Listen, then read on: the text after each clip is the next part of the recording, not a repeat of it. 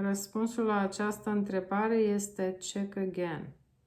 Deci mai încearcă o dată, ni se spune. Ok. V-aș ruga să fie o întrebare clară, scurtă, la care să se poată răspunde cu da sau nu. Și repetăm.